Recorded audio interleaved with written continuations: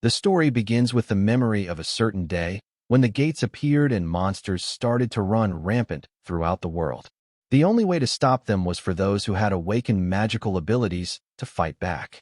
Now we are shown a battlefield where the members of the Golden Seekers are fighting against the wave of monsters pouring out from the gate. During the battle, a straggler cried out for help, and the members urged each other to assist. Just before the monster could harm the civilians, someone kicked it away. The one who saved them asked if everyone was all right.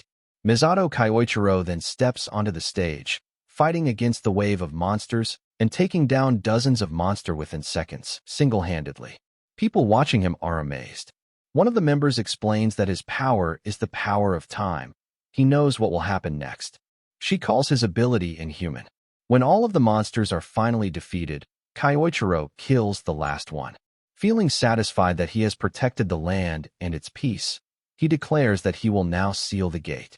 However, as he begins the sealing, he is suddenly thrown inside the gate, and the seal closes from the outside. Kyoichiro is shocked. He has never seen a future like this. He asks if all of them were part of this plan and why they are doing this. At this moment, they reveal their true colors. They tell him that precisely because he had no idea what was really going on, he ended up betrayed. Kyoichiro is still confused, but they continue to explain. They reveal that he, Kyoichiro, is in fact a monster at level 100 with the time attribute. All they ever wanted was to earn money easily, but because of him, they always had to take on the most dangerous missions again and again. They tell him this will be the last time, as they are parting ways with him forever. Kyoichiro is stunned that his teammates would betray him for such petty reasons. All he ever wanted as the leader of the Golden Seekers was to make the world a safer place and to protect them all. He asks himself why things have led to this. But he cannot think for long, because monsters inside the gate begin to attack him. He counters the first, only to see a sea of monsters rushing toward him. In desperation, he looks into the future, searching for a way to escape, but in every outcome, he dies at the hands of the monsters. Realizing there is no future in which he survives, he throws himself into battle, determined to take down as many as possible. Despite his efforts, he cannot change his fate. With no way to escape his death, he still fights on, promising himself not to die a meaningless death. He vows to reincarnate, grow stronger, reach the absolute peak of power, and one day take revenge on those who betrayed him. Filled with rage and despair, he activates his final spell, a spell that carries his will and every emotion throughout the world. In the end, he wakes up in a new body. He rises from a bed and looks into a mirror, confirming that the first phase of his plan was a success. Looking around the hospital, he notices things that feel unfamiliar. He worries that he may have come too far into the future, and if that is true, he might not be able to exact revenge on his betrayers. He finds the ID of the boy whose body he now inhabits and learns that he has come 20 years into the future. However, what interests Kyoichiro most is the attribute the boy possessed. It is none other than the void attribute. He laughs, because in his previous life he was feared by his comrades for having what they thought was the strongest ability, but even he had limits. At one point, he reached the peak of his abilities, yet even with his foresight, he could never see the limits of the void attribute. He feels pity for the boy, because although void may be the strongest attribute, no one in his previous life ever possessed it, which meant those who did were thought useless since no one knew how to grow or improve it. This mystery seems to be true for the boy as well, as his skill is stuck at level 1. Kyoichiro knows the boy must have been mocked many times for failing to improve. With this, he makes a promise to the body's former owner. Rest assured, for he will make this name known throughout the world as the strongest adventurer to ever live. Because of his clairvoyance, Kyoichiro already knows how to grow the skills of the void attribute. He resolves to rise to absolute strength in this life and take revenge on those who betrayed him for such petty reasons. The first thing he has to do in order to get his revenge is level up. The void attribute, as the name suggests, is a magic that controls nihility. The essence of this ability is to freely project one's imagination into reality. Imagination itself is something everyone can do, but the difficult part is bringing it into reality. Since the boy's body is injured, Kyoichiro thinks that if he applies the image in his mind to his body, he can test it. He imagines every cell in the body being restored by magic. With this, the wounds slowly begin to heal. Because the spell is still at a basic level, the effects are slow, and his body has not fully healed internally. However, if he uses it multiple times, he will gradually level up. The ability to convert imagination into reality will also grow stronger, and the scope of his magic will expand. It will open doors to new possibilities, and one day he may reach the point where he can freely convert imagination into reality. As he is thinking this, the doctor arrives, surprised to see him awake. The doctor tells him not to move, since he had been hurt by a monster. This explains to Kyoichiro why the body was so badly injured in the first place. The doctor remarks that his waking up is like a miracle from the saintesses. Hearing the unfamiliar term, Kyoichiro asks what that means. The doctor is shocked that he seems to have forgotten basic knowledge. He explains that he is talking about the saintesses of the pentagram saints. But Kyoichiro replies that he does not know that term either. The doctor concludes that Kyoichiro must be confused after regaining consciousness. He tells him to rest and leaves the room. Left alone, Kyoichiro wonders about these new terms. Perhaps they are new adventurers who have become famous nowadays. He realizes that he must also understand the current situation of the world while leveling up. He turns on the television and sees a documentary about the SSS-class disaster. Watching it, he is stunned. The culprit is reported to be none other than Misato Kyoichiro himself. He is shocked, asking why he would be named the culprit. According to the documentary, Misato Kyoichiro had known about the arrival of the disaster but did not tell anyone, supposedly planning to take advantage of the chaos to rule the world. The documentary continues. His plans were stopped by the remaining members, who later became a symbol of hope for everyone, known as the Pentagram Saints. They defeated Misato Kyoichiro after a fierce battle, sealed off the gate, and claimed great fame for their feat. Even now, the members of the Pentagram Saints influence and lead large regions of the world. This revelation shakes Kyoichiro to his core. He laughs bitterly, realizing they not only betrayed him, but also dragged his dignity through the mud. First, they sacrificed him, and then they shamelessly claimed all the rewards, becoming celebrated heroes. Rage fills him. He swears he will never forgive them. He vows again that he will drag them all into the depths of hell. But for now, he must remain cautious and avoid revealing his identity, since he is still weak. Looking at the academy that the boy had attended, Kyoichiro discovers that it is run by one of the very members who betrayed him. Waking up in a perfect body with the void attribute, and with a target already in sight, he considers himself lucky. However, Iwako, the target, is cautious and will not show any weaknesses. The difference in their levels is also immense. He cannot defeat him yet. So, he decides to focus on leveling up first before going after him. After some weeks, Kyoichiro in his new body has made a complete recovery. The doctor is astonished at how quickly he has healed and tries to praise the saintesses, but Kyoichiro interrupts, telling him that was not the case. It was his own power. He thanks the doctor for taking care of him. Finally leaving the hospital, with his basic preparations complete and his level increased significantly, Kyoichiro plans to enter a dungeon for a warm-up. The doctor told him that everyone related to Kyosuke had died in the accident. Kyoichiro feels bad for the boy, but this also means he now has complete freedom to do whatever he wants. He then goes near a gate. Hiding his face, he tries to enter but is stopped by the guard, who tells him that the minimum level required is 30 and that he needs to have a party. The guard explains that going alone in the dungeon is too dangerous.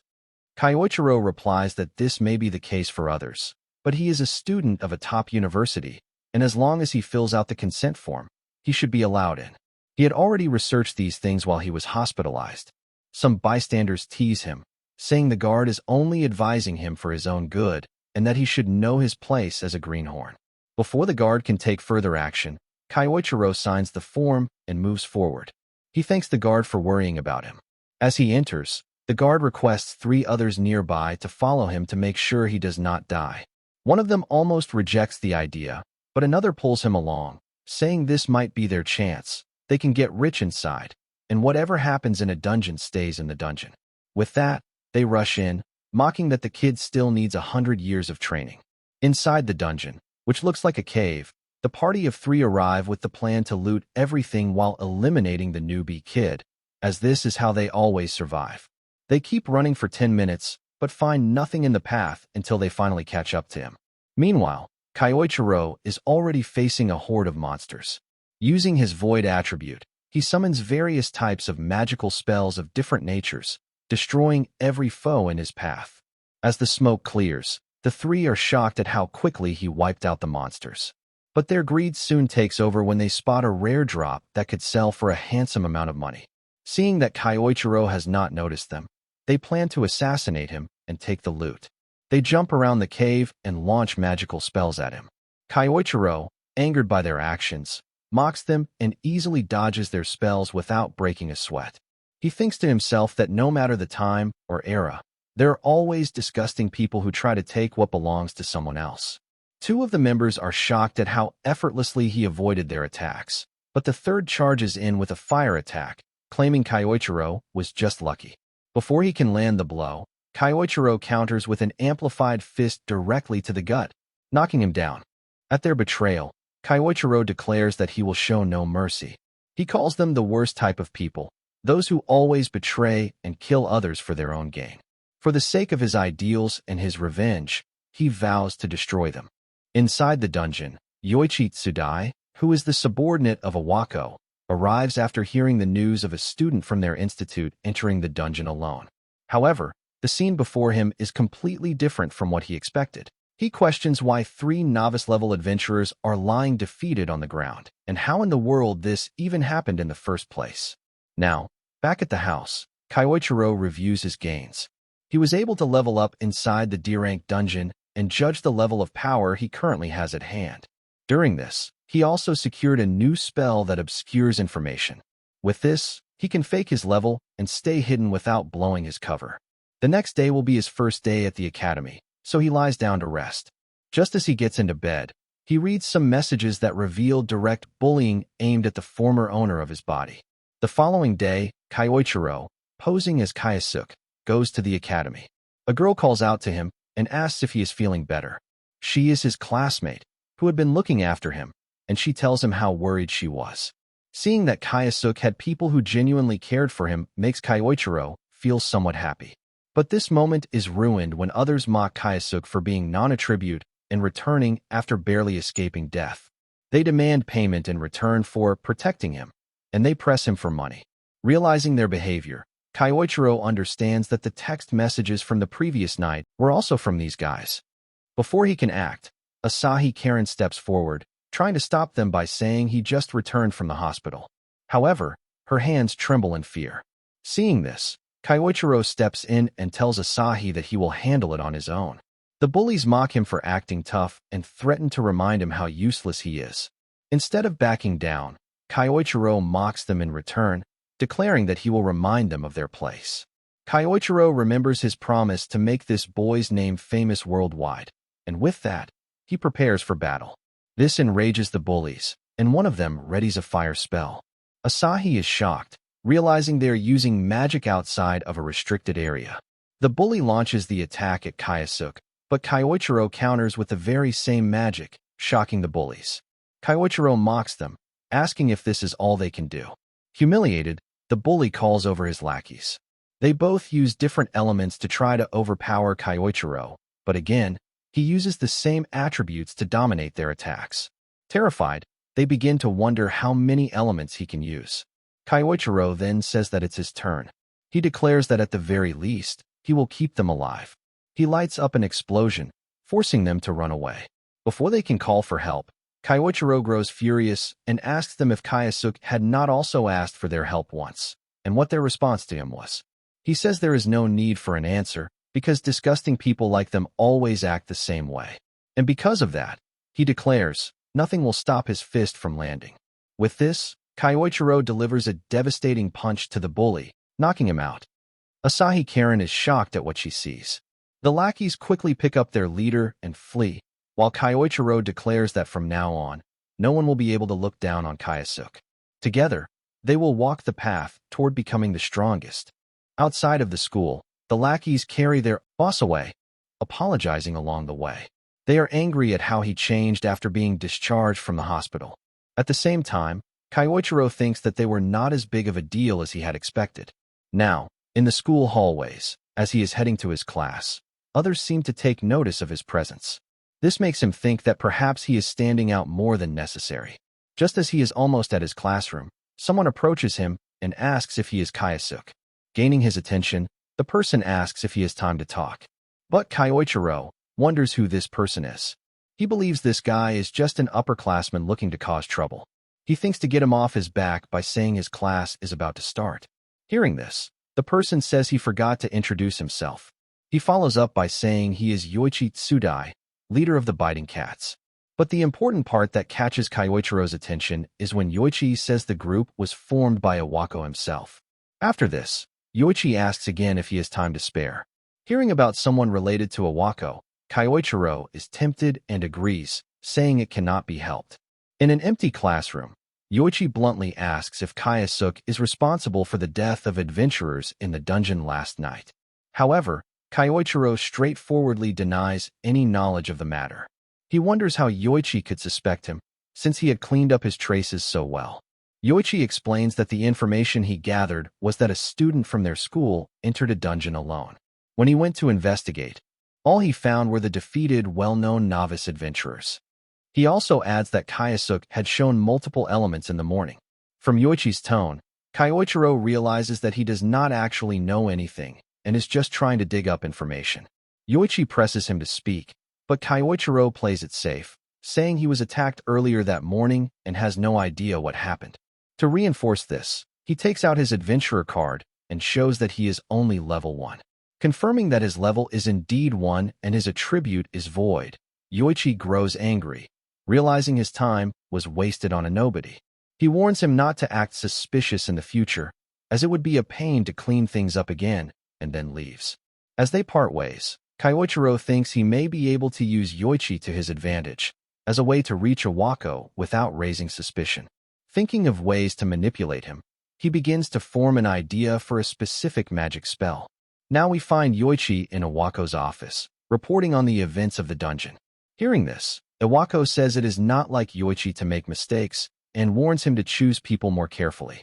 Yoichi apologizes, promises to handle the situation, and tries to calm him down.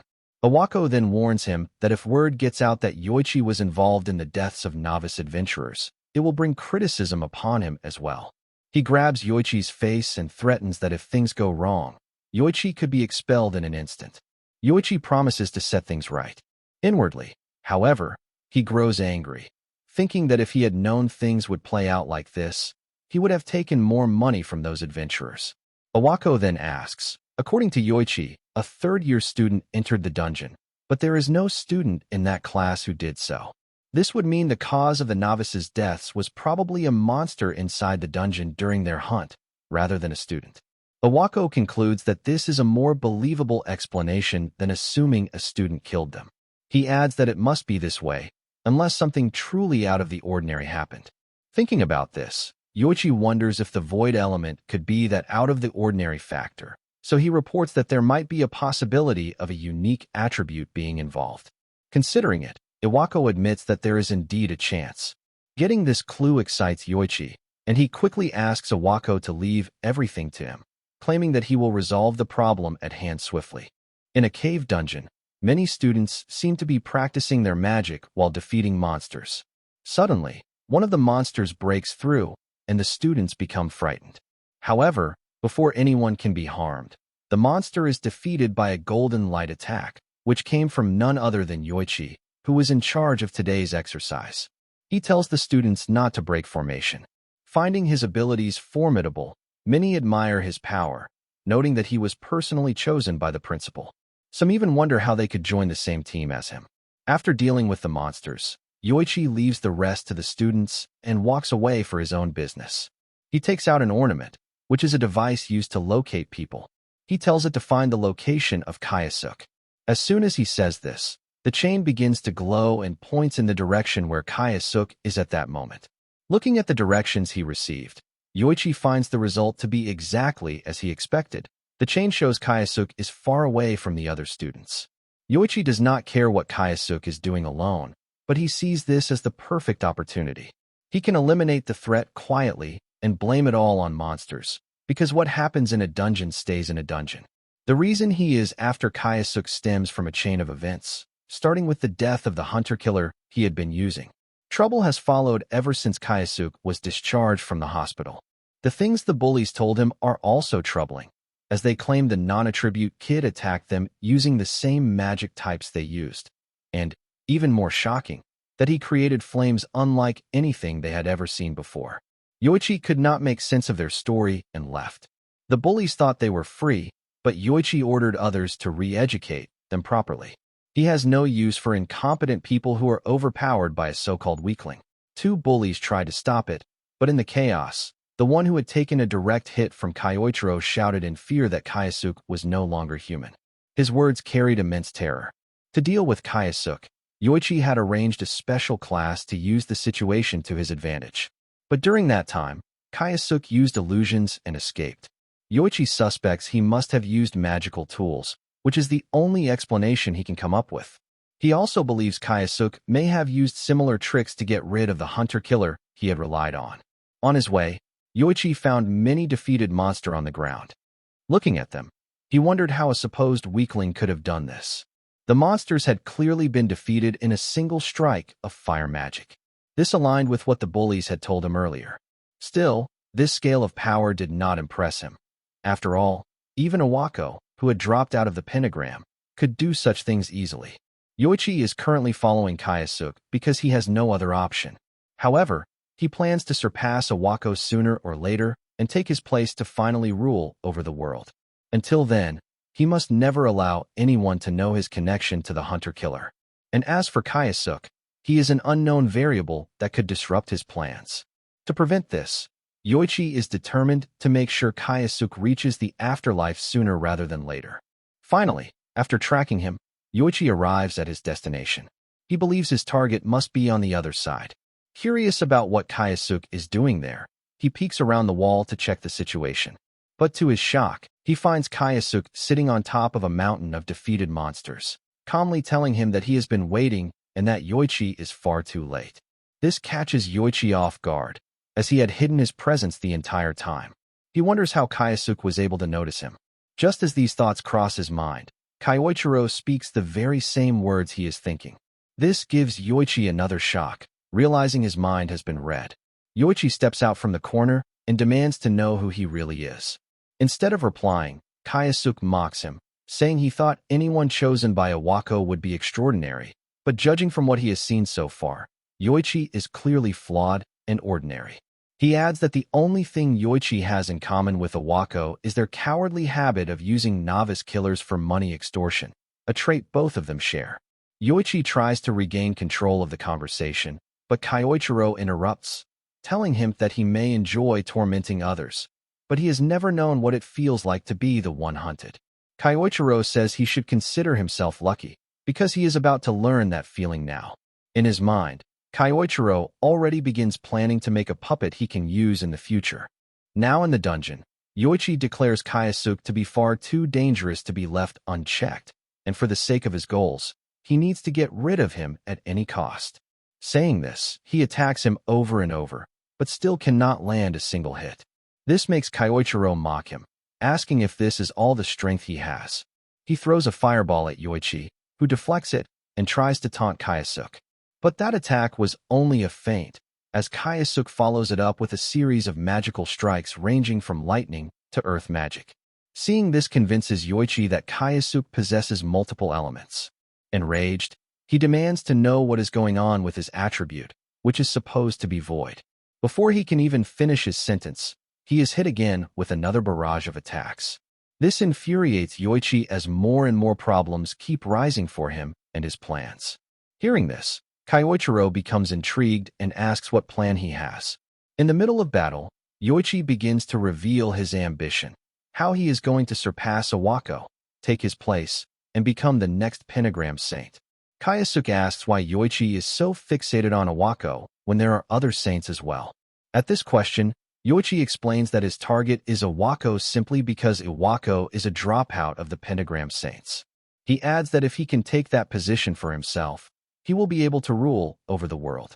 To him, it makes sense to target someone weak. These responses disgust Kayasuke. He says that at first, he thought Yoichi might have had some interesting reason for his ambitions, but hearing his shallow words made him think otherwise. Insulted, Yoichi becomes furious and rushes toward Kayasuke with intent to kill him. While attacking continuously, he shouts that there is nothing wrong with wanting power.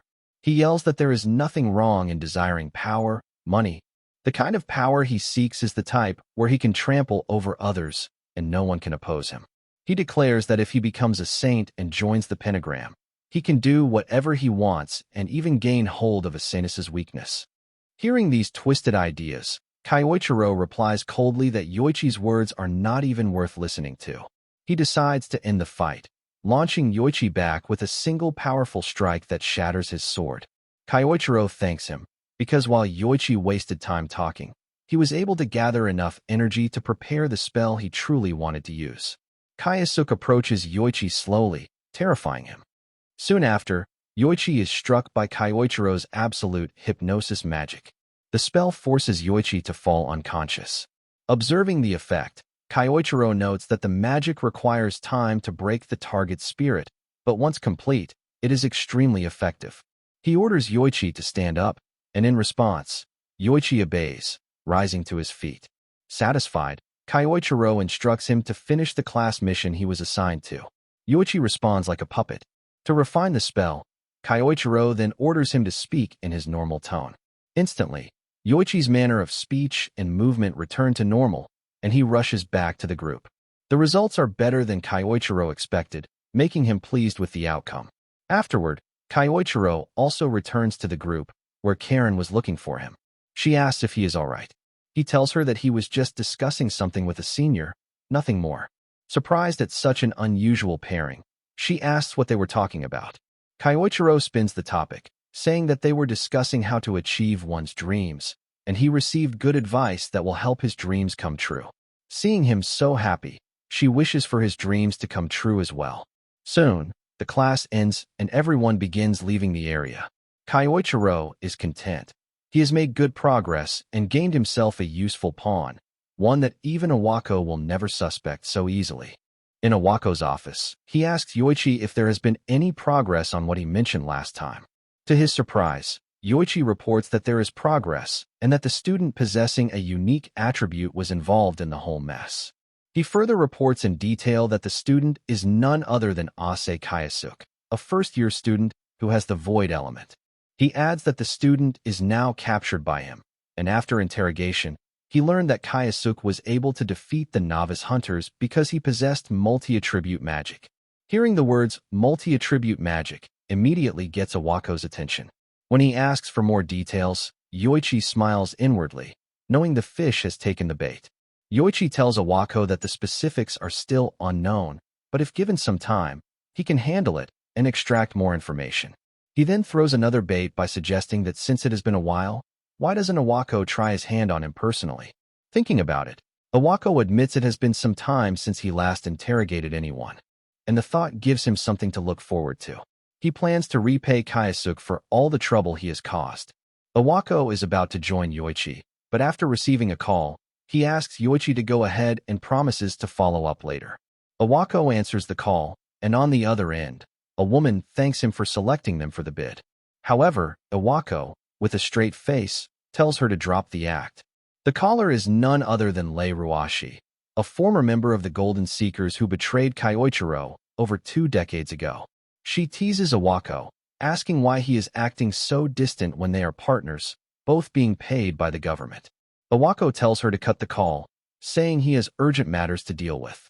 Hearing this, Lei mocks him, asking what kind of urgency he could possibly have when he always fills his pockets while running a school.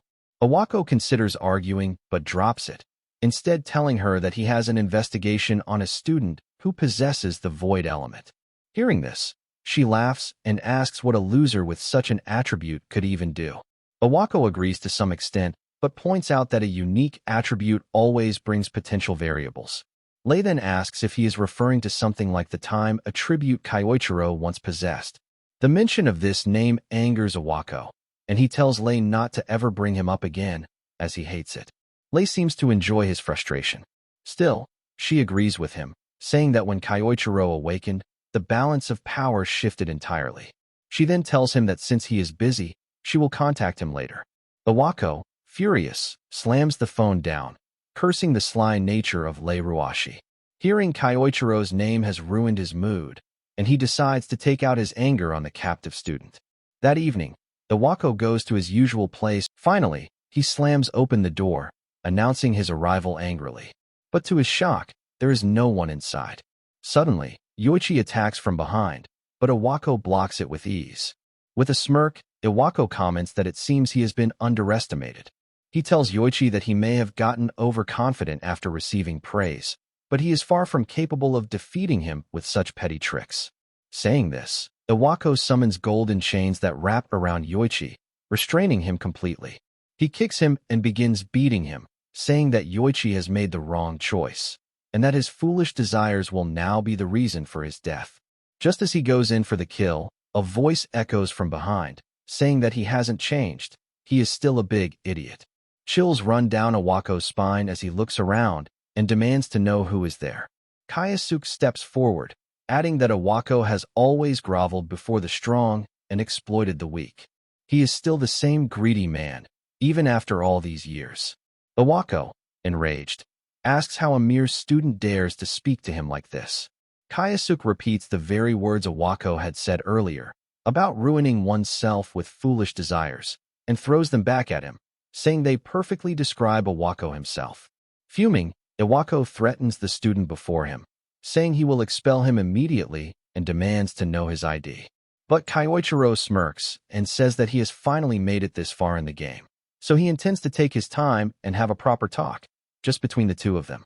In front of the warehouse, Kyoichiro mocks Iwako, which makes him furious.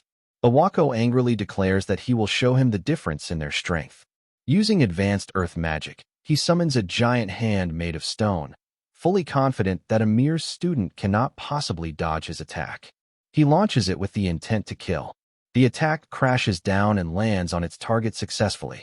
Overconfident, Iwako laughs, claiming this is his perfect victory, saying this is what happens to people who dare to defy him. Looking ahead, and seeing that the warehouse has also been destroyed, he wonders if he might have used more strength than he should have. Thinking about it, he tells himself he doesn't even know who that student was. Wiping sweat from his forehead as he walks toward the area, he suddenly stops. He cannot believe what is in front of his eyes. The student he attacked is standing there completely unscathed. Kyoichiro taunts him, saying he only wanted to have a little chat. Iwako panics, because never before has any student survived advanced magic without a scratch. He yells, demanding to know who he is and what his name is. At this, Kyoichiro starts laughing and replies, asking why he is even asking such a question. Surely, he should already know who he is. Confused, Iwako yells that he doesn't know and insists that a freak like him should stop messing around and answer him properly. At this, Kyoichiro places his hand on the back of his neck and says how hurt he feels by that response. Then, in his own chilling tone, he follows with, "Did you really forget about me?" This pattern of speech terrifies Iwako to his very core because he knows exactly who used to talk like that. Just the thought makes sweat drip down his face. The fear overwhelms him so much that he loses his rationality for a moment. Thinking back, he remembers they had thrown him into the gate. Enraged, Iwako convinces himself that this student must be playing mind games with him.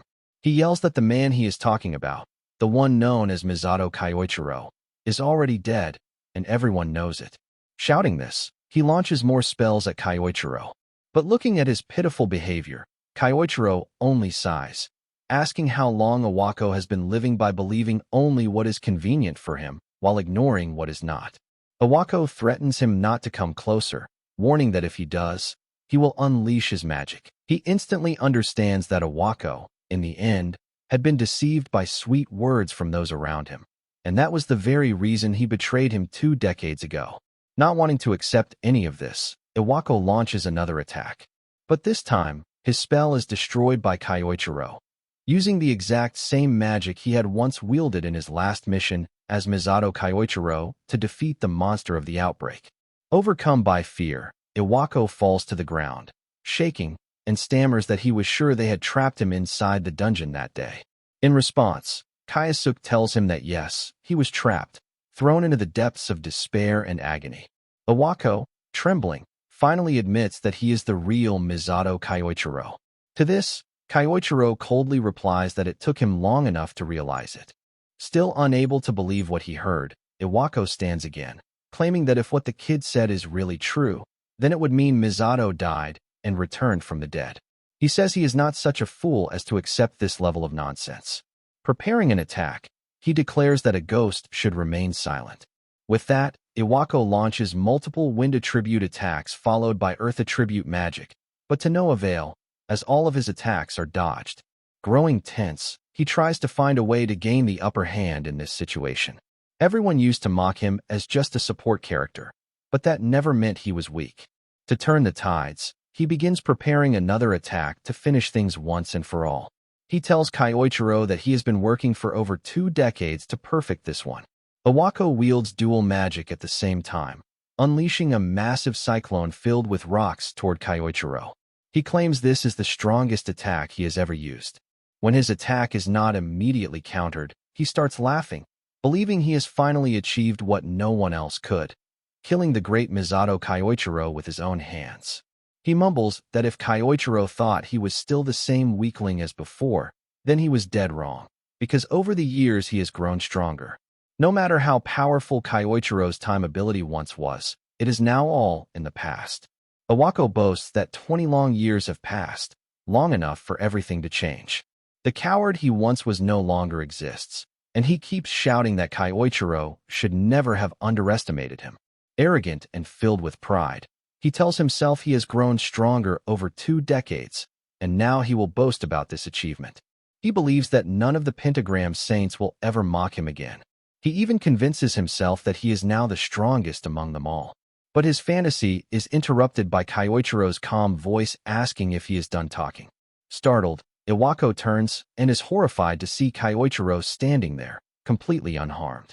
Kyoichiro commends him, saying he is impressed that Iwako can use offensive magic stronger than normal, adding that it should be expected from a so-called hero of the era. Then Kyoichiro declares that he will take his revenge without holding back any longer. Seeing the intensity of the magic radiating from him, Iwako instinctively realizes he is facing a monster he cannot handle. But having come this far in life, he refuses to turn back.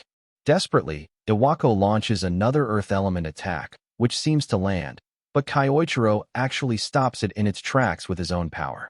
Kyoichiro tells him that if he truly thinks he can win with such weak attacks, then he is living in a dream. Terrified, Iwako tries to halt Kyoichiro's advance, but all his efforts are in vain. Every attack is countered by Kyoichiro, who uses the same elements, but with superior technique, easily suppressing Iwako's spells. Unable to stop him, Iwako is blasted away. Now, Kyoichiro stands directly before him, one of the very targets of his revenge, his fist blazing with power and ready to strike. Iwako drops to his knees and begins begging for forgiveness, not only for what he has done now, but also for what he did 2 decades ago. Iwako laughs nervously to himself, believing that Kyoichiro is still a soft-hearted man who will forgive others. He convinces himself that if he begs like this, he will survive. But unexpectedly, his plea is rejected. With a furious tone, Kyoichiro declares that this is exactly the reason he was trapped in the dungeon 2 decades ago. He adds that he is no fool to let such betrayal happen again. With everything hopeless, Iwako tries to run away, shouting that they were once brothers. But Kyoichiro roars back that he has no right to say that anymore, not after making him into a revenge-seeking demon. With that, Kyoichiro lands a devastating blow straight to Iwako's face, following it with a series of punches that nearly knock him unconscious. Before fading, Iwako's final thought is that he should never have messed with him. Finally, Kyoichiro delivers one last strike, knocking Iwako out. He does not kill him, because he still has uses for him and answers he wants from him. For now, he decides he can wait until Iwako wakes up. After a while, Iwako wakes up. Just the sight of Kyoichiro terrifies him so much that he crawls back, begging not to be killed. To this, Kyoichiro replies that he will not let him off so easily by killing him. Instead, he says he has some questions. He takes out Iwako's phone and asks about the last call he made to Lei. Looking through the history, he questions Iwako about what they were discussing. Awako obediently answers that Lei is coming to Japan in 3 days and that he believed she wanted to discuss some matters with him. Hearing this, Kyoichiro decides what he must do next. He gives Awako his phone back and tells him to treat her normally. He also warns him not to tell anyone about his true identity. He adds that when Awako was knocked out, he placed a spell on his heart that will activate if he reveals who Kyoichiro is. The spell, he says, will explode and kill Awako instantly. This thought terrifies Awako to his very core. As Kyoichiro walks away, he thinks to himself that he never actually placed such a spell. But knowing Awako's personality, he is sure that this bluff will work perfectly. He could have used absolute hypnosis on him, but chose not to, as he wants Awako to live in despair while still fully aware of himself. 3 days later, Lei is seen on an airplane coming to Japan. One of her guards informs her that they are almost there. Just as the attendant is about to make an announcement, the flight is interrupted. Terrorists attempt to hijack the plane. They pull out guns and order everyone to the floor. As they terrorize the passengers, Lei stands up and charges directly at them. She takes down the hijackers swiftly, before anyone can even process the situation. The people recognize her as a member of the Pentagram Saints. At the airport, the airline officials thank her for saving the passengers. Lei modestly replies that she was just lucky to be on the same plane, and thanks to that, the airline's reputation was spared from being tarnished. She also points out that the guns the terrorists used seemed to be made of a special material, which is why they were not detected by the scanners. She explains that many gangs are now using weapons made from dungeon materials. She tells the airline official that she would like to gear up her staff for security, placing her hand on his shoulder and indirectly threatening him to provide the gear she wants. Not wanting complications, the official agrees and promises to see it through. Lei walks away, giving him a thumbs up. As she leaves the airport, she makes a call, instructing someone to release the hijackers. Her guard comments that things went well. Lei smirks and replies that it was entertaining, since hiring the hijackers helped her secure the deal she wanted. Walking out, she is greeted by a crowd of fans. The incident, she realizes, was also useful for her publicity. From there, Lei heads straight to the place where her true business lies, the office of Awako. She enters, takes a seat, and asks him about the investigation he was conducting on the void attribute and how it has progressed. When Lei presses him about his progress, Iwako tells her it was nothing more than a dud, a false alarm. Just as she predicted, he appears to be a worthless failure. Hearing this, Lei expresses disappointment, saying she had hoped for something fun. She remarks that even if a unique attribute exists, it does not necessarily mean it will be special in the end. Throughout the conversation, Iwako stays intensely focused on not spilling the truth, as he is terrified the spell on his chest will activate and kill him. To avoid this, he responds calmly and carefully. Closing the conversation about the void attribute, Lei shifts to the main reason she came to Japan in the first place. It is related to a drug they have been developing for a long time. Now, the time has come to choose the next test subject. She tells Iwako he has made good use of the system so far. She continues discussing how to form a list of students for experimentation. Meanwhile, Kyoichiro, listening through his earpods, grows angry about what he hears. He quietly declares that Lei will be the next target of his revenge. Now at his home, Kyoichiro listens to the news and reviews the recent events caused by Lei Ruashi since her arrival in the country. She is also one of the people who betrayed him over 2 decades ago. Back then, she was already making things from dungeon materials, and from the looks of it, she has earned a fortune selling such items. But in the end, from her conversation with Iwako, it is clear she has come here to cause harm and continue doing evil things. On the surface, she plays the role of a hero, but behind the scenes, she is a sly fox who exploits others. With that kind of nature, Kyoichiro knows he cannot forgive her or let her off the hook so easily. However, he wonders how he should deal with her this time. Considering how tight the security already was when he entered the academy, he knows this won't be easy, and he needs to prepare carefully. While he is thinking, Asahi approaches him, asking what he is reading. Asahi comments that Lei is amazing for how she fought against the hijackers and mentions the Great Snake of Changsha, which is very famous. Hearing this, Kyoichiro asks her more about it. Asahi explains that this is the name of the clan Lei created and that its members are all powerful. Thinking back, Kyoichiro realizes that the men in black suits he saw earlier must have been members of this clan. Asahi adds that many students hope to join her clan or the military in the future. She then asks what Kyoichiro's plans are. He is about to answer, but suddenly gets an idea. If he joins the clan, he could get closer to Lei and achieve his goal. He thanks Asahi for her help, since she unknowingly gave him the answer he needed. Excited, he rushes away, leaving Asahi behind, confused about what she just helped him with. At Awako's office, the phone suddenly rings, startling him. He picks it up and finds that Kyoichiro is on the other end. Kyoichiro calmly tells Awako that there is something he needs him to do. Nervously, Awako asks what it is. Kyoichiro then explains the plan and instructs him on what to say if Lei calls. Meanwhile, in a testing lab filled with scientists, a student is tied up. The boy is in agony while the scientists discuss their work. Suddenly, the doors open, and Lei enters. She asks the student how he is feeling. Begging for mercy, the student pleads with her to stop injecting him with the drug, insisting that he will die at this rate. Before he can finish, Lei stomps on him, kicking him aside.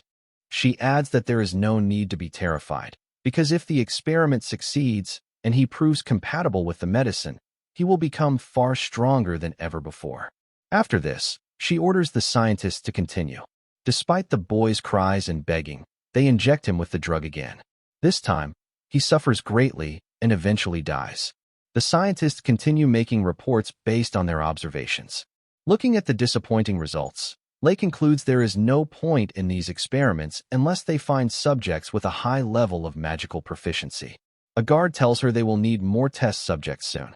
Lei agrees and says they will handle it the same way as always, by opening a recruitment drive for the clan, which will only appear as a recruitment on the surface.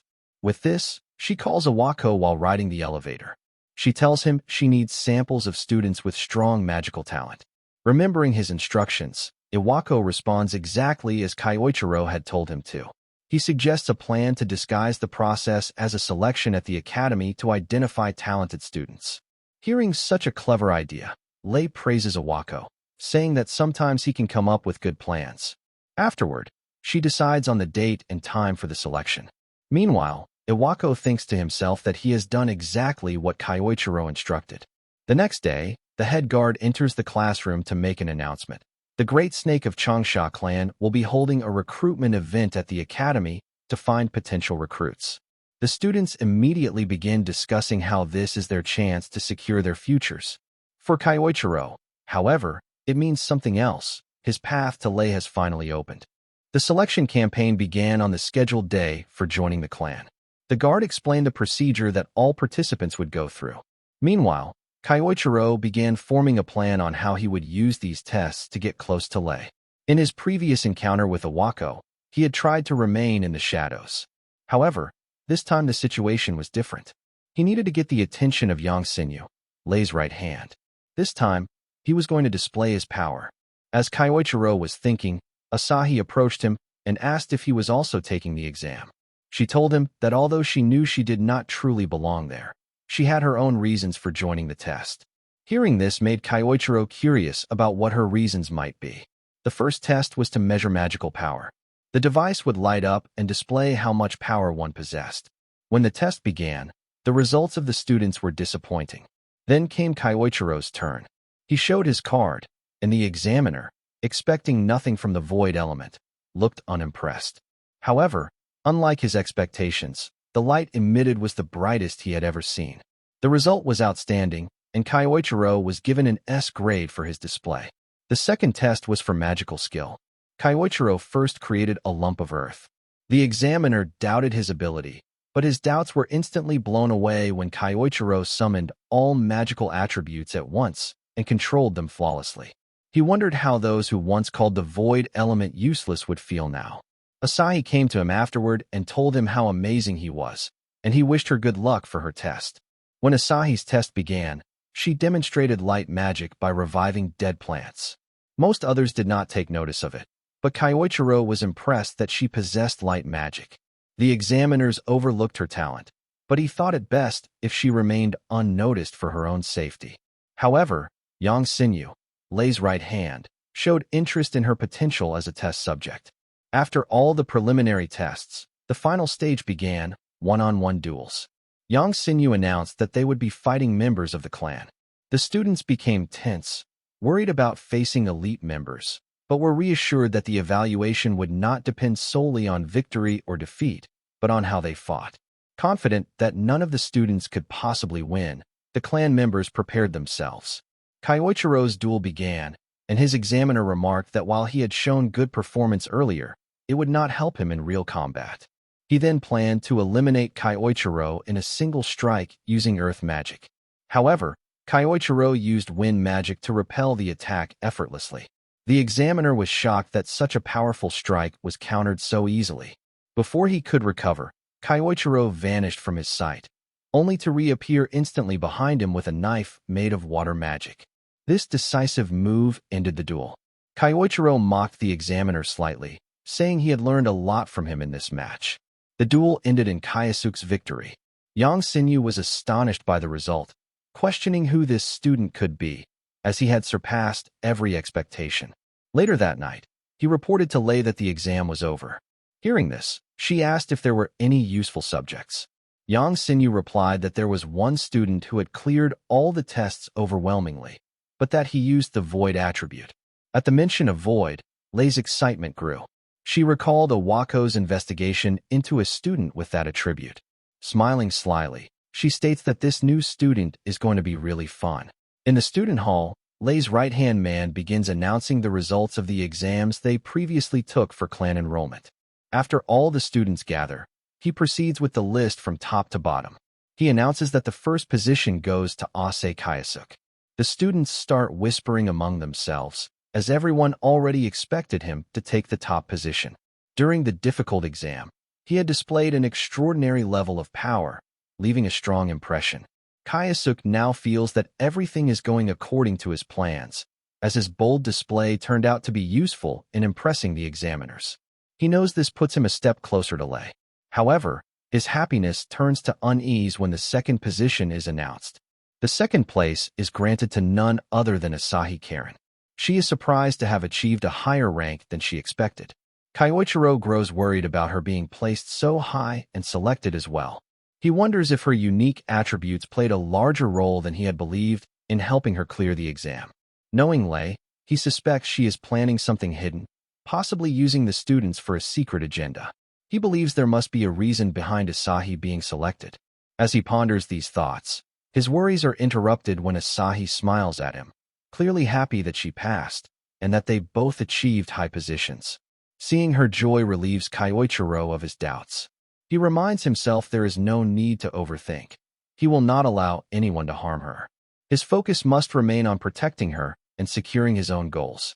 Sometime later, at the Japan branch of Lei's company, the announcement of the Great Snake Changshan clan recruitment exam has brought the successful students together. Lei's right-hand man welcomes them, stating that they will now be taken to a facility for basic checks before officially joining the clan. He also informs them that the clan leader, Lei herself, will join them soon. Kyoichiro tenses upon hearing this, determined to face her, though he knows he cannot leave Asahi unguarded just yet. The guide explains that Lei will meet them after they complete the facility check, then instructs them to follow him as he shows them around. While walking, Kyoichiro thinks about confronting Lei immediately, but restrains himself, as his first priority is keeping Asahi safe. Meanwhile, Asahi looks around with curiosity and tells Kyosuke that being in such a large building makes anyone nervous, though she is happy to be joining the clan soon. Out of curiosity, Kyoichiro asks her why she wants to join. She reveals that her mother is currently hospitalized, and the high medical expenses are difficult to manage. She believes joining the clan will help her ease the burden. Moved by this, Kyoichiro decides he must do everything possible to protect her. After a while, the guide shows them a staircase leading down. Kyoichiro finds it suspicious that the facility lies in the basement. As they descend, he quickly realizes that it is a testing facility. His suspicion grows stronger. Suddenly, the doors close behind them, startling the students. Kyoichiro immediately understands. They never intended to let anyone leave so easily. Their serious preparations confirm this. One of the students nervously asks what is happening. The man who guided them suddenly changes his tone, speaking harshly and telling them to remain silent. His intimidating behavior terrifies the students. Lei's right-hand man, while picking something up, explains that as mentioned earlier, they will undergo the proper procedure to check their suitability.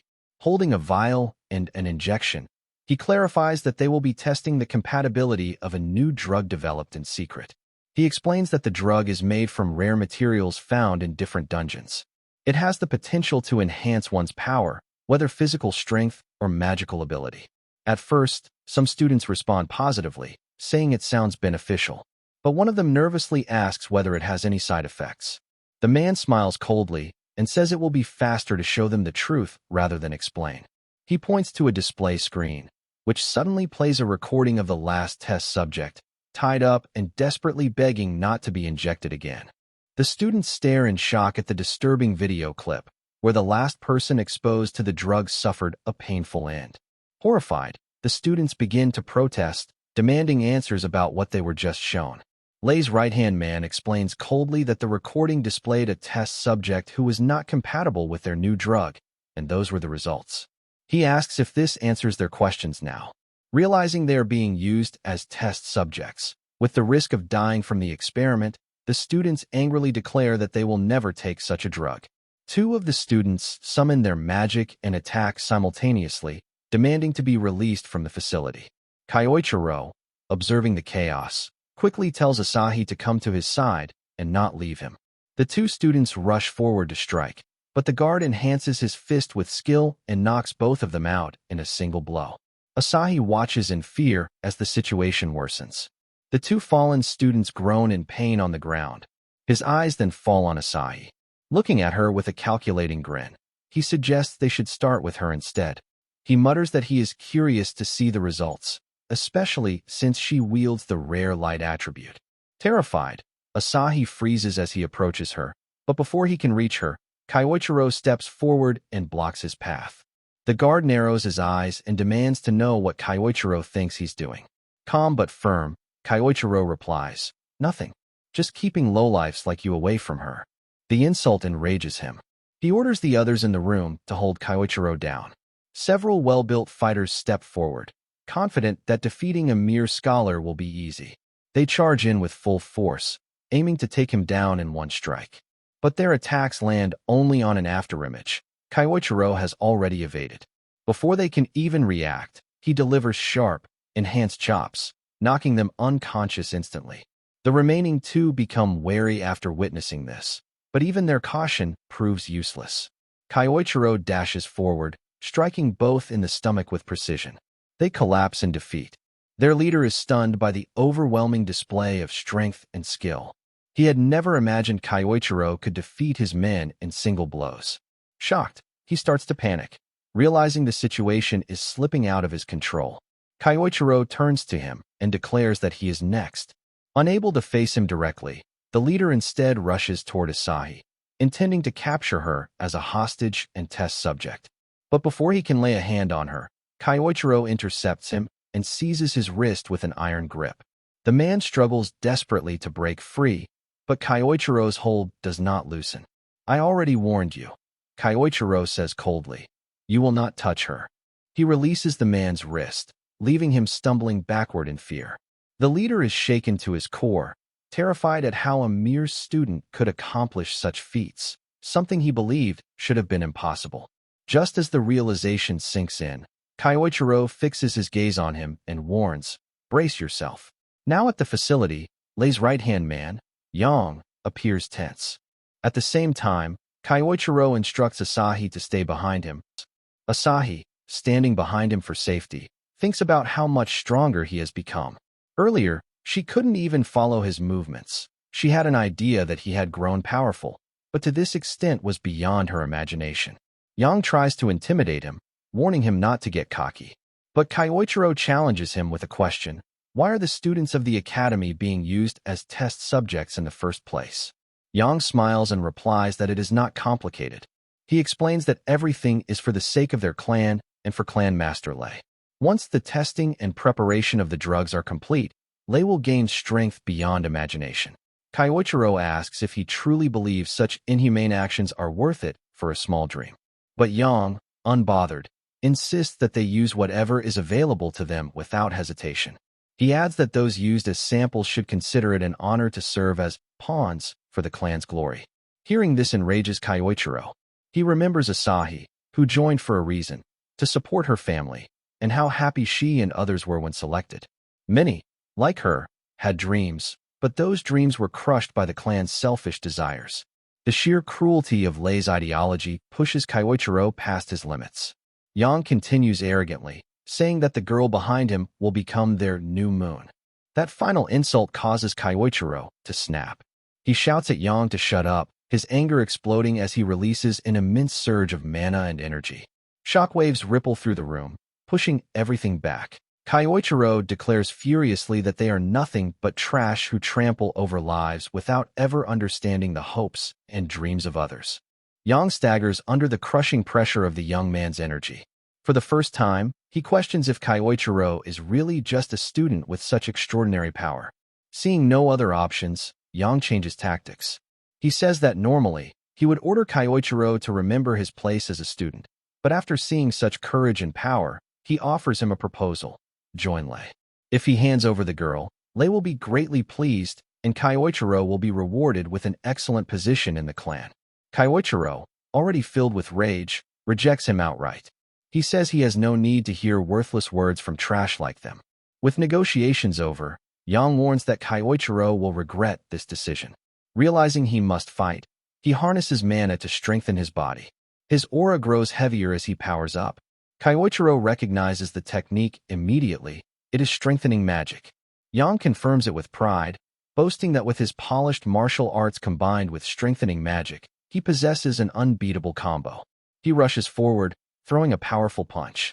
Kyoichiro dodges, but the strike lands on the ground, shattering it and sending shockwaves across the room. Asahi gasps in fear. Yang rises again, surprised that Kyoichiro managed to dodge. Analyzing his opponent carefully, Kyoichiro acknowledges that strengthening magic is indeed formidable. But after observing the flow of mana, he begins to form a plan. Yang, ready to attack again, closes in on Kyoichiro, shouting at him to stop running away. As Yang prepares to land another strike, Kyoichiro begins focusing his void magic, carefully concentrating while imagining the spell he needs to counter the strengthening magic. Yang rushes toward him, noticing that Kyoichiro seems to be preparing something. He wonders if the boy is truly planning a counterattack, or if he has simply given up, realizing he has no way to overcome Yang's overwhelming strength. Convinced of victory, Yang throws a punch, believing this will end the battle. But at the very last moment, Kyoichiro activates his void magic. The spell is complete. To Yang's shock, his devastating punch, strong enough to break through almost anything, is stopped by Kyoichiro's bare hand. He stares in disbelief, realizing that Kyoichiro is now using the same strengthening magic as him, but even stronger. Kyoichiro remarks calmly that it seems he can do these tricks too now. He thanks Yang, explaining that he was able to learn this magic by observing and imagining it through him. Taking a single step back, Kyoichiro unleashes a powerful blow that sends Yang flying into the air. Yang crashes back down to the ground with a heavy thud. Before losing consciousness, Yang's mind reels. There is no way he could be bested in his own specialty. He wonders if Kyoichiro is really just a kid, or if he is something far more monstrous in strength. With everyone in the facility defeated, Asahi runs to Kyoichiro. He asks if she is all right, and she nods. Meanwhile, the other students who had been hurt begin slowly getting back on their feet. Kyoichiro tells them he will open up a path so they can escape the place safely. Confused, they ask what he means and where he intends to go. Without hesitation, Kyoichiro strikes the heavy door, breaking through and creating an exit for them. As he turns toward his own direction, he tells them he has his own plans to follow for now. At the same time, Lei is informed about the worsening situation. She is told that Yang and the others have been defeated and that the students are escaping.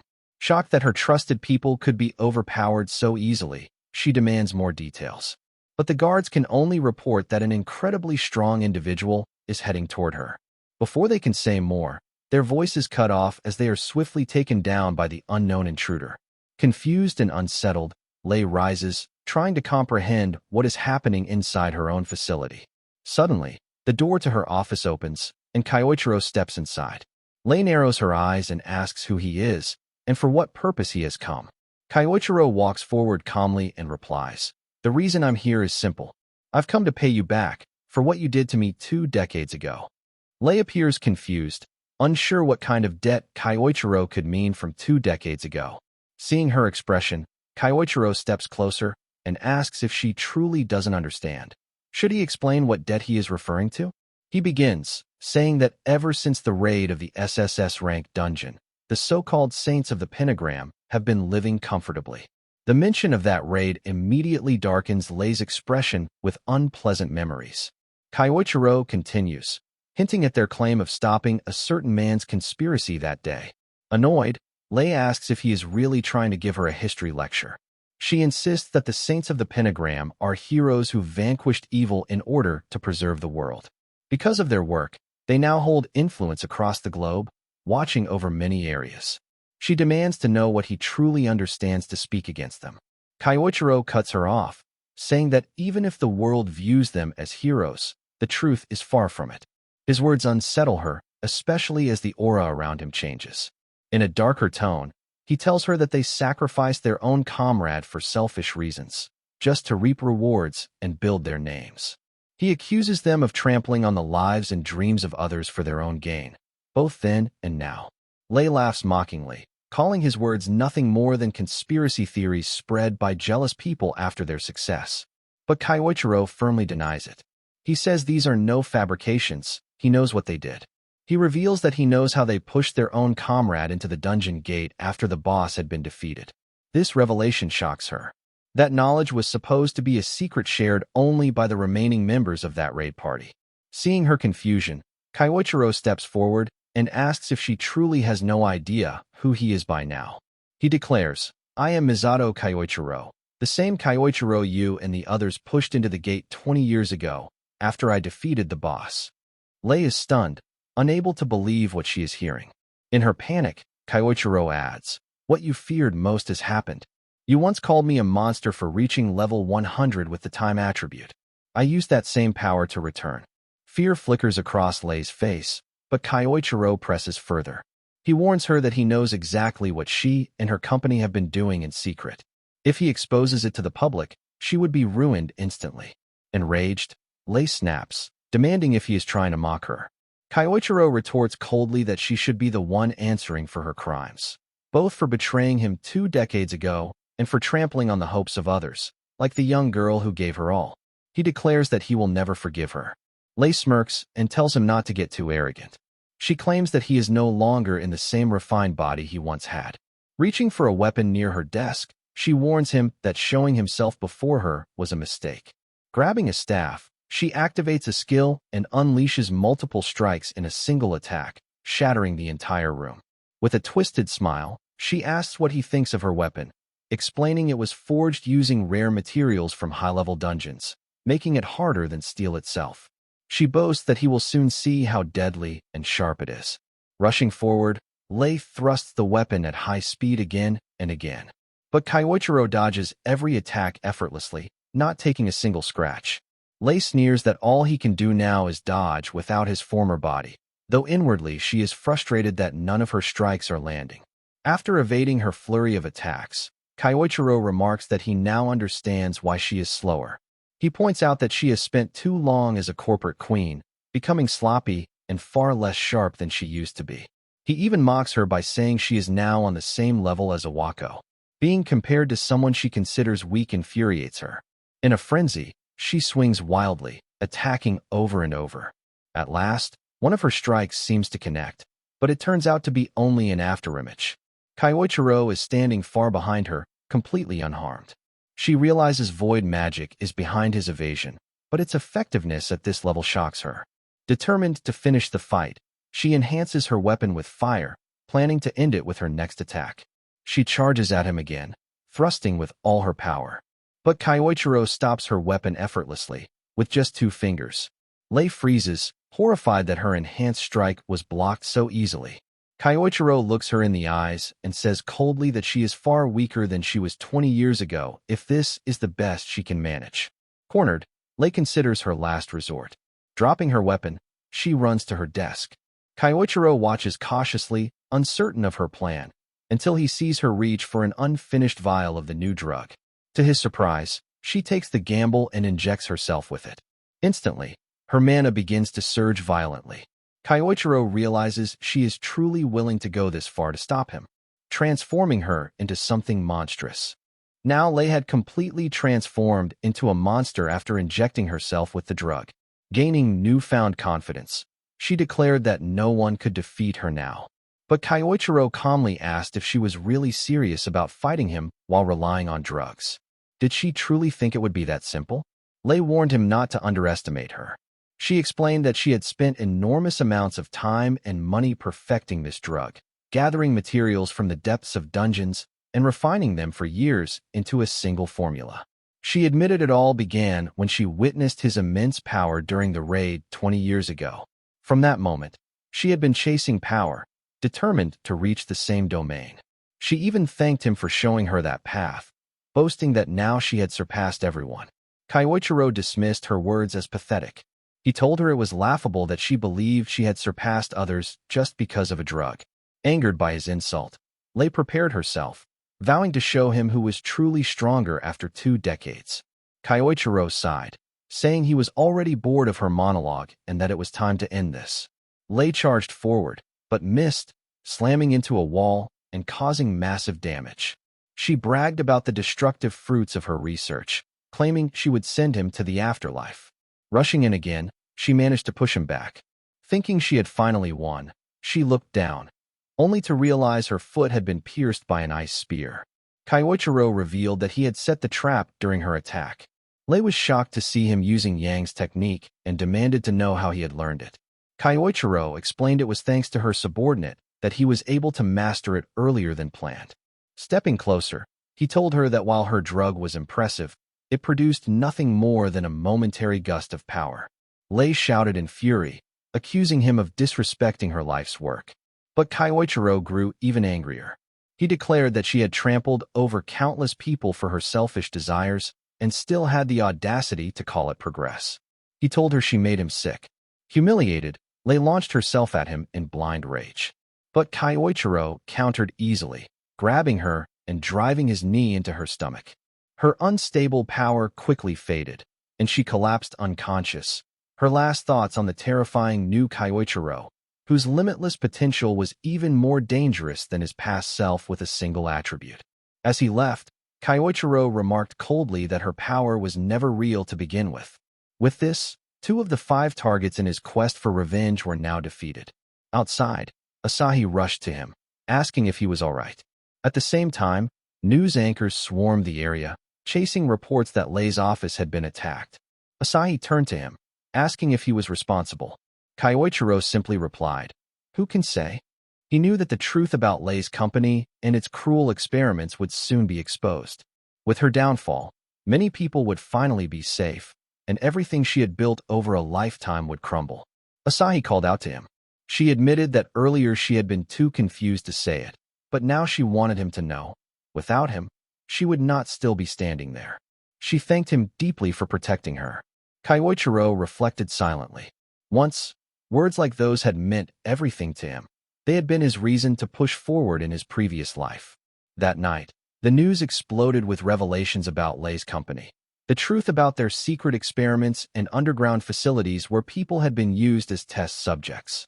Reports claimed that someone had stopped her before she could erase the evidence, though the identity of the assailant was unknown.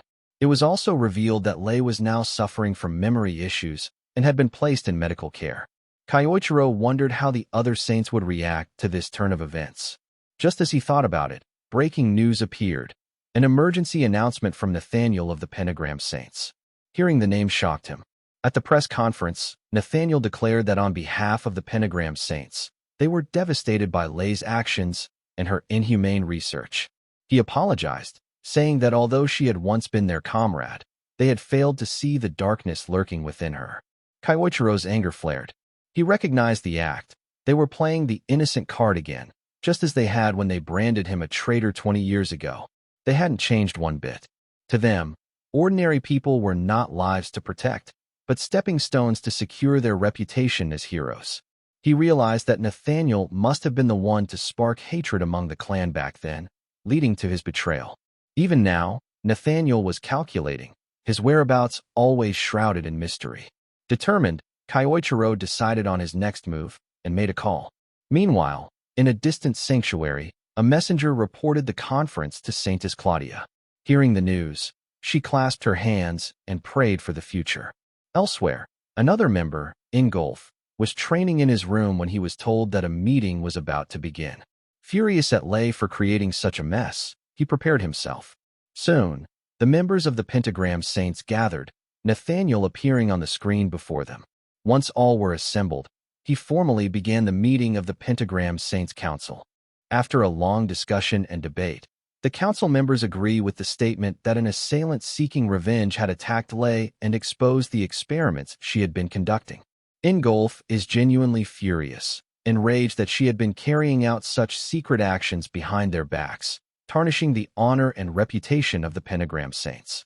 Concluding the matter, Nathaniel states that the experiments were Lei's doing alone, carried out on her own accord, and that the rest of them had no knowledge of her activities during that time. Iwako listens silently, but his thoughts turn dark.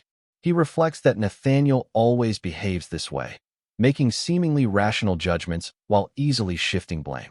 It is clear to him that Nathaniel is abandoning Lei to protect the group. While others may truly have been unaware of her secret experiments, Iwako is certain Nathaniel knew about them and their results all along. The realization unsettles him. Even his comrades, who were all connected to the betrayal of Kyoichiro, prove themselves unreliable when one of their own is in trouble.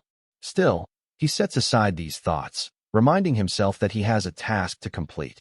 Claudia, meanwhile, wonders aloud about the identity of the assailant strong enough to defeat one of their combat-oriented members. Taking his cue, Iwako speaks up. He says he has something to report. Earlier, he received a letter from the very person claiming responsibility for defeating Lei. Nathaniel orders him to read it aloud. Iwako opens the letter, which declares, "I have returned to the present world from within that gate. Now I will deal with all of you. Wait for me. Misato Kyoichiro." The name stuns the council. Claudia suggests it could be an imposter using his name to intimidate them. But Nathaniel immediately rejects the idea, explaining that no outsider could claim such knowledge about the gate unless they had truly been there. Considering the situation with Lei, he concludes that it must indeed be Kyoichiro who has finally returned. Claudia theorizes that perhaps time magic explains his survival. Ingolf interrupts, saying that if Kyoichiro truly is back, all they need to do is send him away again. Nathaniel agrees, saying Ingolf's view is correct. He decides they will not make any move for now since Kyoichiro poses no immediate threat. Instead, they will observe his actions and see what plans he intends to carry out. After the meeting, Ingolf gazes at the sky, haunted by old memories. He mutters that Kyoichiro is the one person he can never forgive, his tone revealing a personal grudge that remains unresolved to this day. Back at another location, Iwako contacts Kyoichiro and informs him of the council's discussion and their current plans. Kyoichiro, unsurprised, already knew Nathaniel would not move recklessly. Still, he understands that once the fear of his return grows too large, they will be forced to act. For now, he decides to target those whose whereabouts he already knows. He instructs Iwako to help with his next plan. Iwako asks what is needed. Kyoichiro replies that it is simple.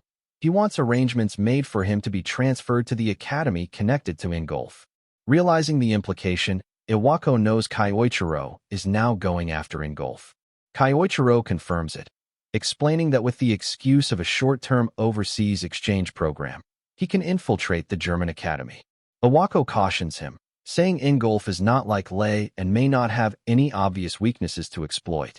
Kyoichiro listens but replies that regardless, he needs to face him at least once. He leaves the necessary documentation to Iwako to handle. Stepping outside to clear his mind, Kyoichiro reflects. Even if Ingolf has not committed recent wrongs, the fact remains that he betrayed him 20 years ago, alongside the others.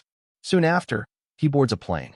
Watching from a distance, Asahi smiles as the aircraft departs. After landing, Kyoichiro finally arrives in Germany under the student exchange plan. He has already studied Ingolf's connections and the academy in detail. His plan is clear. Use the academy as a way to get close to Ingolf.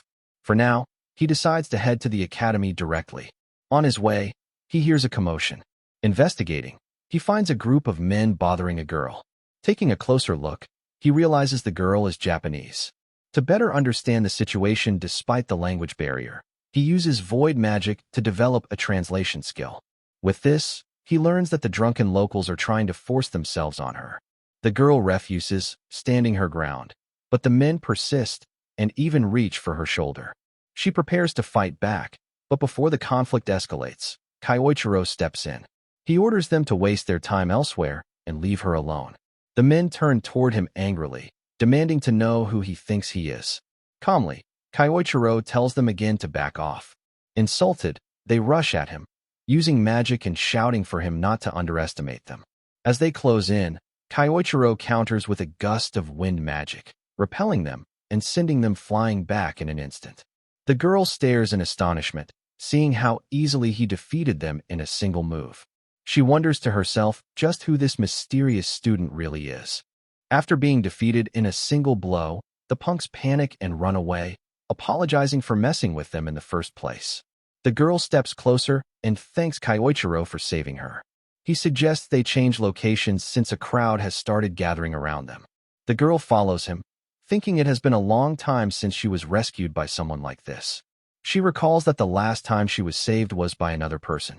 While walking, she once again expresses her gratitude, saying that because of him the situation didn't escalate and no real harm was caused. Kyoichiro tells her not to make a big deal out of it. He was only doing what needed to be done. He quietly wonders if she is the conscientious type, while also feeling as though he has seen her somewhere before. Just as he is lost in thought, she points out his uniform and asks if he is a Japanese student. He confirms it, explaining that he is on a short-term exchange program and was actually on his way to the academy. At this, the girl offers to lead him there as thanks for earlier. He accepts, appreciating the sentiment, and allows her to guide him. As they walk, she tells him she is traveling around the world due to certain personal circumstances. Kyoichiro is surprised. She seems to be about the same age as his current body, yet she is traveling alone. He considers this unusual and even risky. He tells her that traveling alone must be dangerous, making her more likely to run into situations like the one earlier. She brushes it off, saying she is fine and that despite appearances, she can use magic as well. Kyoichiro then wonders aloud why she was caught off guard before. She avoids the question and instead asks if he is studying at the academy. Curious about a traveler's opinion, Kyoichiro asks if there is anything unusual about the place. She explains that the academy is very popular for its strict merit-based system. Students there believe strongly in the hierarchy established by rankings and achievements. There is also a point system that rewards success. Hearing this, Kyoichiro realizes how seriously the academy takes such matters, far more extreme than schools in Japan. From Awako's information, he already knows that Ingolf often teaches classes for the elite upper-class students. To get close to Ingolf, Kyoichiro understands he will need to make a big impact in this merit-based system. The thought excites him, as he enjoys challenges. After their journey, the girl points toward the academy. Kyoichiro thanks her for both the guidance and the information. Before parting, she remembers to introduce herself. Her name is Shirato Seoki. In return, Kyoichiro introduces himself as Ase Kayasuk. The name shocks her, as though it reminded her of something. When he notices her reaction and asks what's wrong, she simply replies that his name is familiar to someone she once knew. With that, they part ways, and she wishes him luck at the academy. After she leaves, Kyoichiro can't shake the feeling that something about her sticks in his mind. Still, he puts the thought aside and heads toward the academy. The academy itself appears neat and orderly. As he walks across a bridge, a student who had been waiting calls out, asking if he is the Japanese transfer student. The boy arrogantly tells Kyoichiro to come closer. Kyoichiro responds respectfully, asking who he is, and calls him a delinquent. Insulted, the boy demands to know who he is calling a delinquent. He steps forward, sneering that Japanese students don't come around often and questions if Kyoichiro could possibly be anything special. Trying to assert dominance, he warns Kyoichiro not to get the wrong idea about this academy. He says he will give him a basic rundown of the hierarchy here. Kyoichiro sighs, wondering why he is already running into troublemakers so soon after arriving. He recalls Sayuki's warning about the merit-based system and realizes the boy is trying to test him. Throwing his bag aside, Kyoichiro says he is ready to take him on. The boy grins, saying it's good that Kyoichiro understands quickly. Preparing his magic, he declares the fight is starting now. He uses earth magic, launching countless stones at Kyoichiro like a spray of bullets. But Kyoichiro easily deflects every attack without difficulty, stopping them midair. The boy stares in shock, clearly not expecting his magic to be countered so effortlessly. Kyoichiro remarks that while the quantity of the attack was decent, the power behind it was weak. He then prepares his own counter. Channeling his magic, Kyoichiro unleashes a devastating strike of earth magic that shatters nearby walls. He tells the student, "At the very least, it should look like this." The stunned boy looks at him in horror, wondering why such a monster is here. Elsewhere, Sayuki is seen on a call. She reports that she has made contact with Ase Kayasuk. Speaking to Claudia, she says she will remain in Germany for now and continue to observe the target. Now in Germany, at the Lanzig Training Academy, we find Kyoichiro at the reception desk, receiving his student card after completing the necessary paperwork for his transfer. With the basics done, he now has permission to enter the country's dungeons. Examining the card, he uses void magic to translate the details and notices it is different from the ones he had in Japan. He sees the additional point value section that Shirato had told him about earlier. From this, he realizes the cards track a student's dungeon records and performance. Since he has no classes scheduled for the day, Kyoichiro decides to explore the dungeons in Germany to understand their nature. Leaving the academy, he heads toward a dungeon, but someone is trailing him.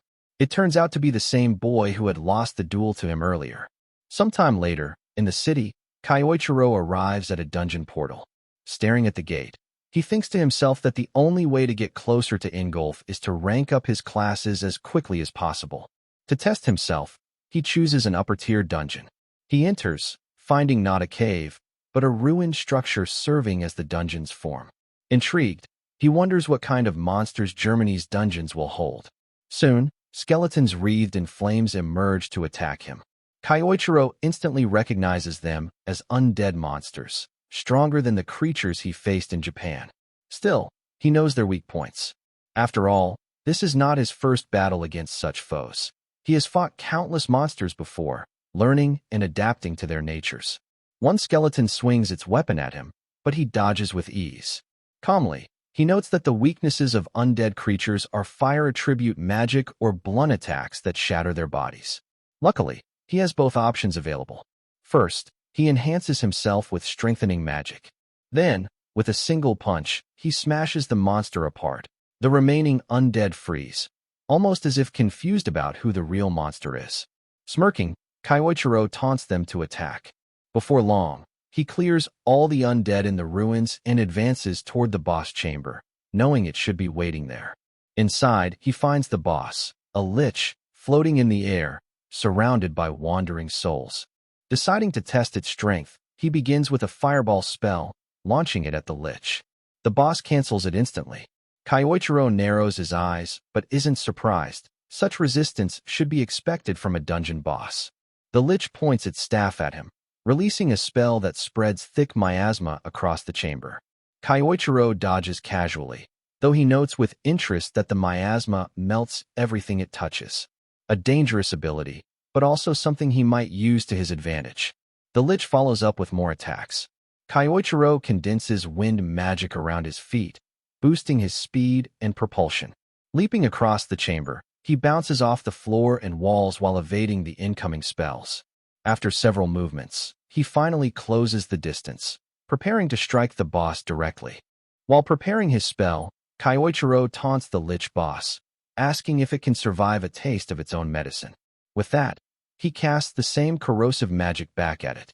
The boss suffers under the spell, its body breaking down as it begins to fade away. Kyoichiro steps back and watches as the lich is defeated. He notes that the spell had a strong impact, but because it was a high-tier magical technique, he couldn't replicate it perfectly with his current ability. He realizes he must raise his void magic as far as possible, but sets the thought aside. There are more important matters to handle now. Looking to the shadows, he calls out and tells him to show himself. The person steps forward. It is the boy he had defeated earlier. The boy admits he hadn't expected to be caught and claims he was only observing Kyoichiro's performance. He asks if Kyoichiro minds. Kyoichiro narrows his eyes and asks if he wants another duel, wondering if he had been too lenient last time since the boy doesn't seem to have learned his lesson. But something about his behavior feels suspicious. Closing the distance, Kyoichiro warns him to clear things up so there are no misunderstandings in the future. The boy reaches into his pocket, and Kyoichiro tenses, suspecting a weapon, or worse, another enhancement like Lay's drug. But instead, the boy does something completely unexpected. He kneels down and begs Kyoichiro to take him as his disciple. Kyoichiro is stunned into silence. He can't believe what he's seeing. The boy holds out a small cup, leaving Kyoichiro even more confused. The boy explains that it's supposed to represent a Japanese Dajiza gesture of respect, which is why he brought it. Kyoichiro wonders if the boy is an idiot. The boy, however, insists earnestly that he was drawn in by Kyoichiro's overwhelming strength and now wants him to teach him magic. Kyoichiro asks if he's joking, but the boy continues to pledge his sincerity, admitting that after seeing the earlier fight, he feels like a fool for ever challenging him in the first place. Kyoichiro sighs, realizing the situation has suddenly become much more complicated. Just as they're speaking, he senses something strange. Placing a hand on the boy's shoulder, Kyoichiro readies himself. The boy thinks Kyoichiro is about to accept him as his disciple, but before he can finish his words, a sudden attack strikes from out of nowhere, carrying devastating force. From the darkness emerges a massive monster, far stronger than the lich Kyoichiro had just defeated. Realization dawns on him. The creature from before wasn't the true final boss. The real one has arrived now. Kyoichiro steps forward, ready to face the monster, while the boy beside him trembles in fear. Staring at the massive beast, the boy recalls something he once read in the academy manuals. He tells Kyoichiro that the creature is a skull dragon, a monster so powerful it once wiped out entire villages long ago. He adds that according to the records, Ingolf had barely managed to defeat one in the past. Confused and terrified, the boy wonders why such a creature would appear here now. Kyoichiro listens calmly to his explanation and prepares to fight. The boy panics, asking if he really intends to go up against the skull dragon alone. He tries to stop him, calling it reckless to face a monster that even the saints struggled against. But Kyoichiro tells him to sit back and relax. With a sharp look, he also adds that, for the record, it wasn't Ingolf who defeated that dragon back then. The boy looks shocked, unsure of what he means. Kyoichiro thinks to himself that when the group of pentagram saints was formed, they found it convenient to erase his name from history. They twisted the story so they could claim the glory, becoming heroes while he was cast aside. He smirks bitterly, thinking about how they've lived comfortably all this time, typical cowards. Now, with the skull dragon before him once again, Kyoichiro decides, if it has returned, he will simply kill it again. A sense of déjà vu washes over him. The beast roars and charges forward, slamming into the ground and sending shockwaves through the ruins. The boy cries out in panic, but Kyoichiro steps up to block the force of the attack. He realizes the monster is even stronger than it was 2 decades ago. Still, it doesn't matter. This time, he has far more options at his disposal. He rushes in, conjuring multiple spells with his void attribute, layering them rapidly. Closing the distance, he combines fire magic with strengthening magic and delivers a powerful strike to the skull dragon. The impact forces the monster back, giving Kyoichiro room to retreat and reassess. The boy erupts in excitement, praising Kyoichiro's strength, shouting that he's the best as his magic blew the dragon away. Kyoichiro, however, remains calm, wondering why the boy has suddenly become so energetic when moments ago he was begging him not to fight. He tells him not to celebrate too soon. The monster is not dead. Sure enough, the skull dragon rises again, letting out an earth-shaking howl. To the boy's horror, its broken body begins to regenerate. Kyoichiro explains that skull dragons, as undead monsters, have immense stamina. If they are struck with half-hearted attacks, they simply heal themselves and continue fighting. The boy asks how Kyoichiro knows so much about the creature. Kyoichiro frowns, realizing the dragon is even tougher than he expected. If his earlier attempt failed, then he'll need to proceed with his next plan of action. The boy stares blankly, wondering what else Kyoichiro could possibly try. He can't imagine how anyone could defeat such a monster alone. The dragon lets out another deafening roar and launches into another series of attacks, forcing both of them on the defensive. Kyoichiro parries and deflects the heavy blows while keeping the boy out of danger. But even as he holds the line, Kyoichiro is secretly preparing something. Channeling his void attribute, he sharpens and refines the mental image of his next spell. The clearer and more detailed his visualization, the more powerful the magic will become. The monster lunged forward, opening its massive jaws, and unleashed a devastating beam of energy. The student cried out in panic, running toward Kyoichiro, certain he had been struck head-on. But to his shock, Kyoichiro stood firm, gripping the skull dragon's mouth with his bare hands. Calmly, he activated the new magic he had just developed. In an instant, the monster's insides began to freeze. The chilling power spread rapidly, encasing the creature's body. Within seconds, the enormous beast was frozen solid, unable to move. Kyoichiro lowered his arm and declared coldly, "It's over." The student stared in awe at the incredible display, unable to believe Kyoichiro had defeated a calamity-class monster single-handedly. Outside the dungeon, Mateo hurried after him, calling for him to wait. Kyoichiro raised an eyebrow, asking why his tone had suddenly changed. Mateo explained that it was out of respect. After witnessing such strength, he now saw Kyoichiro as his master. As Kyoichiro glanced down at his student card, Mateo noticed and asked if something had caught his eye. Kyoichiro replied that he was wondering how many points he had earned from that run. Finally, Kyoichiro addressed him by name and asked just how important points were for class rankings. Mateo thought for a moment before explaining. There's no exact system, but in general, you need about 10,000 points to rank up a class.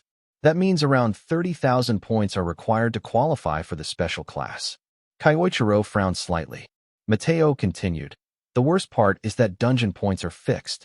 Even though we defeated a skull dragon, it won't give you anything extra. This run earned you about 500 points. Kyoichiro did the math quickly. 600 dungeons, just to qualify? He sighed, realizing the long road ahead.